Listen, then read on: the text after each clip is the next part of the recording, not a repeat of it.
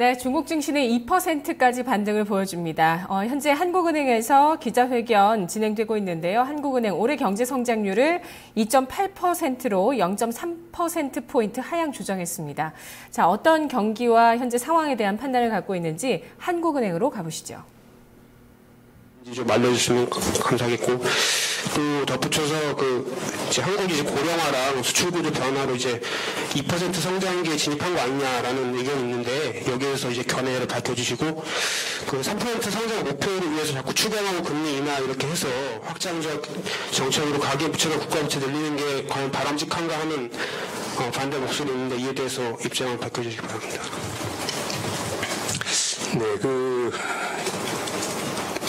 이제 3, 4분기에 저희들의 경제가 어느 정도 회복될 것인가 하는 것은 저희들의 소위 경제 주체들의 심리가 어느 정도 빨리 되살아날 것인가에 달려 있다고 봅니다. 저희들이 6월달 메르스 사태가 본격화한 6월달 상황을 보면 저희들이 소비 위축이 상당히 콧동물로 이렇게 보입니다. 그렇지만은 한 4주 차로 넘어가고 또 7월 달로 들어오면서부터는 소비 위축이 상당히 좀 완화되는 그런 움직임을 보이고 있습니다. 그래서 저희들은 이제 메르스 사태가 곧 진정이 된다면 국내 어떤 소비의 회복세는 저희들이 좀 어느 정도 기대는 하고 있습니다. 단지 이제 해외 관광객이 어느 정도 저희들이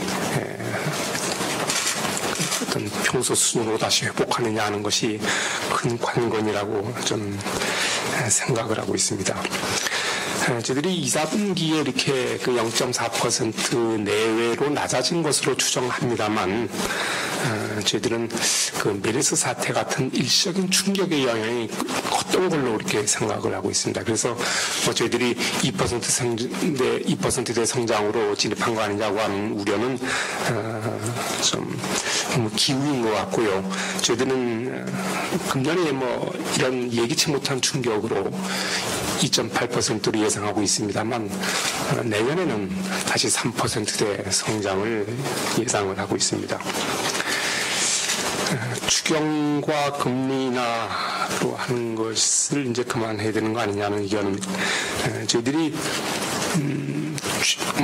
저희들 금리를 이제 4차례 내렸고, 작년 하반기 이후로, 그다음에 정부가 이제 추경을 편성했습니다만, 어떤 성장률 수준을 특정 수준으로 정해놓고 그것을 꼭 달성하기 위한 그런 목적으로 금리를 낮추거나 추경을 하는 것은 아닙니다. 저희들이 어떤 대외 여건의 변화라든가 어떤 일시적인 충격으로 인해서 경제 활동이 과도히 위축이 되면은 그것이 저성장으로 고착화될 가능성이 있기 때문에 그것을 방지하기 위한 경기 대응 정책 차원에서 저희들이 이것을 그런 스탠스를 취했다는 것을 말씀드립니다. 다음 질문 받겠습니다. 네, 저 여담 프로젝트의 오준희 기자입니다. 먼저 2.8% 성장 전망의 추경 효과 영향은 어느 정도 감안을 하시고 나온 숫자인지를 여쭤보고 싶고요. 그 다음에 2분기 성장률 숫자가 굉장히 큰 폭으로 떨어졌는데, 이게 일시적 충격, 메르스에 따른 일시적 충격을 말씀하셨는데, 수출 부분, 이런 부분들의 부진 영향은 좀 어느 정도 있는 건지, 이게 온전히 일시적인 영향으로 봐야 되는 건지를 여쭤보고 싶고요. 그 다음에 통방문에 보면 경기 전망에 대해서 불확실성이 크다라고 표현을 하셨는데, 이게 하방 리스크가 더 크다라는 의미를 담고 하신 말씀이신 건지, 아니면 이게 상하방 리스크가 다 열려 있다고 보신 건지 여쭤보고 싶습니다. 네, 근본 경제 전망할 때 물론 추경 효과를 반영을 했습니다. 정부의 추경 편성 안이 이제 계획대로 이렇게 확정이 돼서 적기에 지출이 된다면, 집행이 된다면 정부는 0.3%포인트 정도 성장 기회 효과가 있을 것으로 전망을 하고 있고, 저들도, 저희 한국은행도 그런 정부의 그런 기대치를 저희들이 반영을 했습니다. 2, 4분기 저희들이 성장 추정치를 0.4% 내외로 제가 말씀을 드렸는데, 물론 오 기자님이 말씀하셨던 대로 수출이 좀 생각보다 더 부진했던 것도 분명히 여기에 영향을 줬습니다. 그런데 이제 보다 큰 영향을 준 거는 메르스와 가뭄의 영향이 컸다는 걸 말씀드리고, 상세한 내용은 아마 그 오후에 제 설명이 있을 겁니다. 저희들이 지금 2.8%로 전망하면서 성장의 그 상하방 리스크는 저희들은 그건 중립적으로 보고 있습니다. 저희들이 중립적인 전제하에 저희들이 이제 전망을 하니까 상하방 리스크는 다 있다. 근데 이제 불확실성이 크다고 하는 것은 이 대외 여건이 어떻게 진행되느냐에 따라서 우리가 당초 이 전망한 이 경로를 벗어날 위든 아래든 벗어날 확률이 많다는 뜻입니다. 저희들이 예를 들면은 메르스 사태 같은 경우도 어느 정도 시차가 소요될 거다, 회복되려면 그렇게 이제 전망을 했지만 예상외로 그것이 빨리 진정될 수도 있는 상황이기 때문에 위아래 리스크는 다 있다. 그렇지만은 저희들이 리스크 요인이 너무 많다 이거죠. 그리스 사태라든가 중국 경제의 향방, 그다음에 페드 금리 인상 시점, 메르스 사태였던 그 조기 진정 여부, 이런 워낙 변수가 많기 때문에 그에 따른 이제 불확실성을 제가 말씀드린 것이고, 그래서 하방 리스크가 크다는 뜻은 아닙니다. 다음 질문을 하시기 바랍니다. 로이터 통신 김세미 기자입니다. 아직 물가가 0%대이긴 한데요. 최근 물가 상승률이 전보다 좀 높아진 건 사실이거든요. 이제 바닥을 좀 찍었다고 보는 게 맞는지 좀 알려주시고요. 그다음에 정부에서나 한은은 아직까지 그리스 금융구제 사태가 우리나라에 미치는 영향이 제한적이라고 하는데, 이 상황에 대한 총재님의 견해를 알려주시고, 그다음에 이 사태가 어느 정도 악화돼야 가령 브렉시트라든지 어떤 상황까지 가야 우리나라가 직접적인 영향을 받게 될지 좀 설명해 주시길 부탁드리겠습니다. 네, 6월 달에는 이제 소비자 물가 상승률이 0.7%로 5월 달보다는 높아졌는데, 앞으로 이제 유가 하락의 기저 효과가 이제 줄어들고, 또 물론 가뭄의 영향이 있습니다만 농산물 가격이 또 음세를 나타내고 있는 점에 비춰볼 때 하반기에 갈수록 물가 오름세는 높아질 것으로 그렇게 보고 있습니다. 그래서 저희들이 하반기에는 물가를 저희들이 1%대로 예상하고 있기 때문에, 저희들이 구체적으로 말씀드리면 한 4, 4분기쯤에는 1%대의 물가를 기록하지 않을까 이렇게 예상을 하고 있습니다. 그럼 이제 그리스 사태인데, 그리스 사태가 주는 메시지는 상당히 어떻게 보면 분명하다고 봅니다. 한 국가의 경제 체질을 튼튼히 하는 것, 그다음에 건전성을 높이는 것이 얼마나 중요한지 보여줬고, 또 이를 위해서는 힘들더라도 구조개혁이 또 정말 뒷받침되지 않으면 안 된다고 하는 것을 보여주는 대표적인 사례가 아닌가 이렇게 생각합니다. 그리스 사태는 여러분도 잘 아시다시피 수많은 국가가 이렇게 관련돼 있고, 또 정치적인 계산도 좀 작용하고 있는 측면이 있기 때문에 그야말로 앞으로 어떻게 진전될지 예측하는 것이 상당히 어렵습니다. 어느 기관도 자신 있게 이렇다 하는 전망을 내놓지 못하고 있는 것으로 알고 있습니다. 한국과의 우리나라 경제와의 관련을 짚어보면 금융, 우리 여신이라든가 또 증권 투자 등 같은 금융면, 그다음에 저희들이 대교육면, 이렇게 양 측면에서 볼 때 우리나라의 그리스에 대한 익스포저, 그다음에 수출입 규모가 작기 때문에 그리스 사태에 따른 영향이 제한적일 것으로 이렇게 보고 있습니다.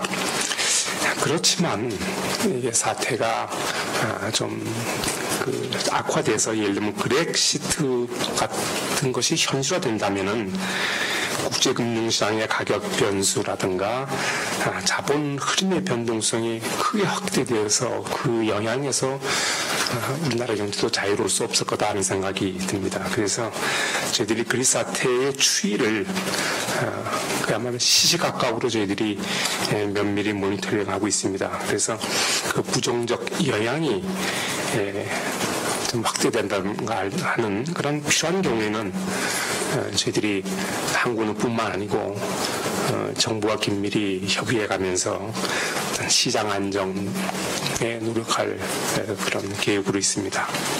다음 질문을 받겠습니다. 네, 블룸버그 이지연입니다. 두 가지 질문이 있는데요. 최근 중국 증시가 많이 떨어지면서 이게 중국 경제에 대한 우려도 커지고 또 우리나라 코스피도 같이 떨어지면서 상반기에 좀 기대했었던 소비에 미치는 긍정적인 부연 효과가 좀 없어진다는 우려도 있는데요. 이 중국 증시 폭락의 문제가 오늘 경제 전망에 반영이 됐는지랑 또 우리나라 경제에 어느 정도 영향을 미칠 것으로 보시는지 궁금하고요. 또 하나는 원달러 환율이 최근 많이 올랐는데요. 이 최근 상승세가 좀 우려될 수준이라던가 쏠림으로 보시는지 궁금합니다. 감사합니다. 네. 저희들이 이제 중국의 증시 주가가 이제 급락을 하면서 그에 따라서 이제 국내 증시도 영향을 받는 그런 상황입니다. 그렇지만은 저희들이 중국 증시의 앞으로의 흐름이 우리 국내 앞으로의 경제 전망에 반영이 됐냐고 말씀을 하셨는데 저희들이 중국 증시 영향이라기보다는 증시를 포함해서 중국 경제의 앞으로의 어떤 그런 전망이라고 할 거예요. 향방을 어느 정도 감안을 해서 그것을 우리 국내 경제 전망에 반영했다 이렇게 말씀을 드립니다. 꼭 증시를 그 사태를 어떻게 반영했다기보다는 이것을 포함한 전반적인 중국 경제의 방향을 저희들이 고려했다 이렇게 말씀드리고 원달러 환율은 잘 아시다시피 그리스 사태 등으로 위험 자산 회피 심리가 강화되면서 나타난 그런 글로벌 현상이라고 봅니다. 그래서 결국 앞으로의 원달러 환율은 바로 그런 움직임, 그리스 사태라든가 중국 증시 영향도 중국 경제 영향도 있을 거고 휴대금리 정상화의 어떤 시점 이런 것이 어떻게 됐냐에 따라서 또 움직임이 달라질 수 있을 거라 이렇게 보고 있습니다. 다음 질문을 하시기 바랍니다. 네, 서울파이낸스 고은피입니다. 저는 두 가지 질문인데요. 하나는 이제 금리 정책을 제외하고 한국은행이 정확히 좀 어떤 방법으로 가계부채를 관리할 수 있고 또 유관기관 간의 협조가 구체적으로 어떤 걸 의미하는지 좀 궁금하고요. 또 지금까지 가계부채 확대로 발생하는 부작용 방지를 위해서 좀 어떤 조치를 취해 오셨고 또 앞으로 어떤 조치를 취할 계획인지 궁금합니다. 또 한 가지는 어제 중국 증시가 급락하면서 미국 금리가 좀 반등을 좀 하는 등은 좀 대외적인 영향도 이제 유의미하게 나타나고 있는데요. 우리나라 경우에는 이제 좀 ELS 기초자산으로 홍콩 항생 지수라든지 이런 것도 많이 사용되고 있고 또 최근에 위안화 거래도 늘어나고 있다는 점을 감안하면 우리나라 금융시장에 영향이 꽤 있을 것 같은데 좀 어떻게 진단하고 있으신지 궁금하고 또 대응책이 필요하다고 보시는지 궁금합니다.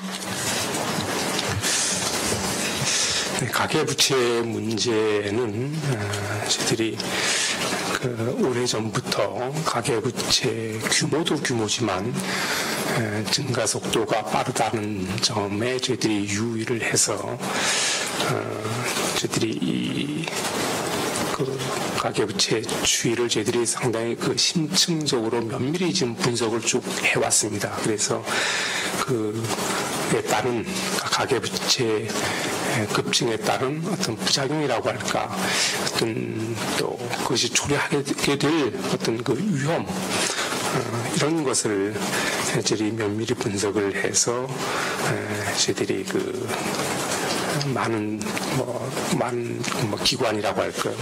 정부라든가 국회라든가 대회에다가 그런 저희들이 경고의 메시지를 쭉 보내왔습니다.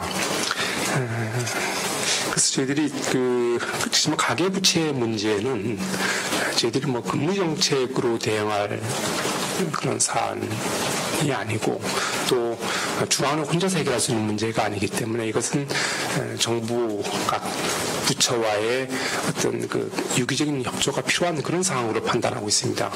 그래서 저희들이 금년에 이제 관련 부처를 중심으로 가계부채 관리 협의체가 구성이 돼서 아주 그 사이에 상당히 많은 회의와 논의와 토론을 했습니다. 그래서 그 회의를 통해서 저희들이 가계부채에 대한 한국은행의 어떤 견해, 입장, 뷰를 전달을 했고 여러 가지 각 부처의 또 입장을 고려한 그런 가계부채 대책이 이달 중에 이제 최종 마무리돼서 발표될 걸로 저는 알고 있습니다. 그다음에 한국은행이 가계부채를 위한 노력을 이제 어떻게 보면 제가 정부 부처와의 어떤 협조를 통해서 이제 많이 그쪽에 통해서 저희들이 전달을 했고 구체적인 예로 하나 든다면은 정부가 이제 가계부채 구조를 개선하기 위한 그런 조치에 저희들도 협조하는 차원에서 주공공 MBS 발행에 필요한 자본금 증액을 저희들이 2천억 원 출자한 적이 있습니다. 가계부채 대책은 그렇게 조금만 기다리시면 그런 각 부처와의 협의에 따른 대책이 나올 것입니다. 그다음에 이제 중국 증시에 따라서 조금 전에도 말씀드렸지만은 중국 증시가 한 달 사이에 30% 이상 폭락을 하고 그에 따라서 며칠간 국내 증시에도 영향을 줬습니다. 저희들이 국내 증시를 보면 우리 주가의 밸류에이션 측면에서 볼 때는 버블 논란이 있는 그런 중국 증시하고는 다르지 않느냐 이렇게 생각을 합니다. 한국 경제와 중국 경제의 어떤 상호 연관성이 매우 높기 때문에 중국 증시가 또 국내 증시 미친량이 물론 크긴 합니다만은 중국 증시와 같은 그와 같이 비교하는 것은 좀 우리나라 국내 주가의 어떤 그런 특성이라고 합니까? 중국 증시와는 좀 다르다. 저는 이렇게 말씀을 드립니다. 그렇지만은 어떻든 간에 그런 중국 증시의 폭락이 가져올 그런 파급 효과는 결코 저희들이 가볍게 볼 수는 없습니다. 저희들이 중국과의 경제 규모가 워낙 크기 때문에 중국 증시의 부진이 중국의 내수 부진을 이어질 수 있고 중국 내수 부진은 저희들 수출 수요에 곧바로 직결되는 문제이기 때문에 그에 따른 영향 같은 것은 저희들이 정말 아주 유의해서 중국 경제를 보고 있다 이렇게 말씀을 드립니다. 다음 질문을 받겠습니다. 예, 안녕하세요. 뉴스핀 김남현입니다. 두 가지 정도 질문 드릴까 하는데요.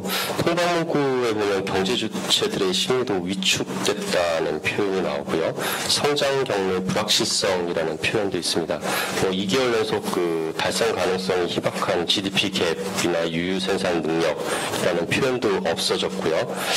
그래서 보면은 특히 경제 주체들의 심리라는 표현들이 작년 8월부터 계속 쓰여 쓰여져 왔는데요. 최근 2달만 좀 다른 내용이었고요. 특히 보면 기준금리를 인하하고도 만장일치를 동결했던 작년 11월부터 2월까지도 보면 심리는 여전히 부진하다 이런 표현들이 있습니다. 지난달에 기준금리 인하를 해놓고 다시 이 심리 위축이라는 표현을 쓴 게 앞으로 향후 그 추가금리 인하 여지를 좀 열어두시는 건지 좀 궁금해서 질문 드리고요. 아울러서 저 금리 하한은 어느 정도까지 보시는지 좀 질문 드리고 싶습니다. 그다음에 두 번째 질문은 지난 6월 금통위 그 의사록에 보면요, 그 정해방위원으로 추정되는 위원인 것 같은데 기준금리 조정 변경 방안 검토 필요성을 그 견해를 내놓으셨습니다.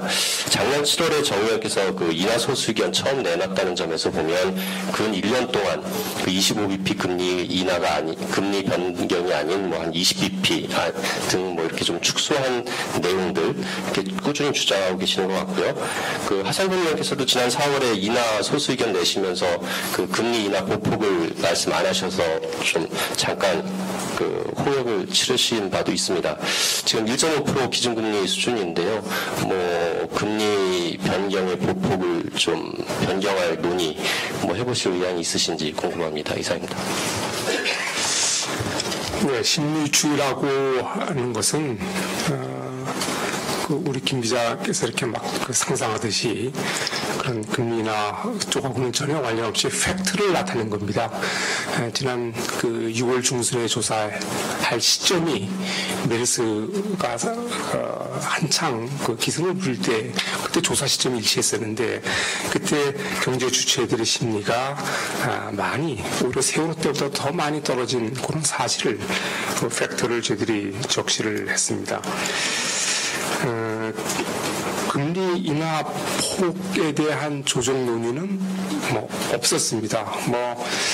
한두 차례 잠깐 그렇게 얘기가 나온 바는 있습니다만은 아직 저희들이 현재 금리 수준 하에서 지금 그 보폭을 다시 그 조정폭을 달려야 한다고 하는 것은 그 논의가 전혀 없었다 이렇게 말씀을 드립니다. 금리 하한은 저희들이 우리 소위 소규모 개방 경제국 하에서 이제 금리 하한은 어느 정도냐 하는 것은 이론적으로 또 여러 가지 그 전제에 따라 또 방법에 따라서 각기 다른 수준이 나올 수 있기 때문에 그에 대한 답은 제가 드리지 않기로 하겠습니다. 네, 다음 질문 하시기 바랍니다. 안녕하십니까. 국민일보 고세욱입니다. 반갑습니다. 아까 그 총재님께서 말씀하신 바에 따르면은 그 정부와 한은이 그 추경에 대한 효과가 한 0.3%포인트라고 비슷하게 보고 있다고 했는데, 하지만 그 최경환 그 부총리 기재부 장관께서는 0.3%포인트가 오를 경우 경제 성장률이 3%가 강하다, 이렇게 일주일 전에 말씀하셨는데 결국 한은은 그렇게 해도 3%가 안 된다 이렇게 선언하신 셈이 됐는데요.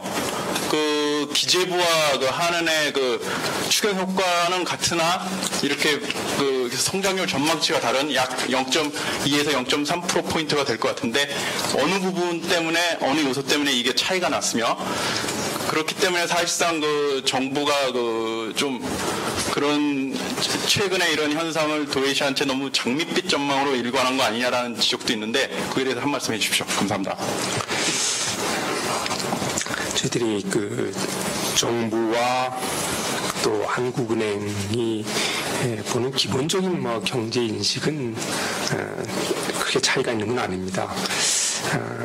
이 숫자상으로 이렇게 차이가 있는 것은 가장 큰 주된 이유는 2, 4분기에 대한 그 인식입니다. 저희들도 그 이제 최근 들어서 2, 4분기가 다 끝나고 나서 저희들이 이제 그 최근 며칠 사이에 이제 모니터링 해본 결과 2, 4분기의 어떤 성장률 추정치가 저희들도 0.4% 내외로까지 낮아지라고는 저희들도 생각을 안 했습니다.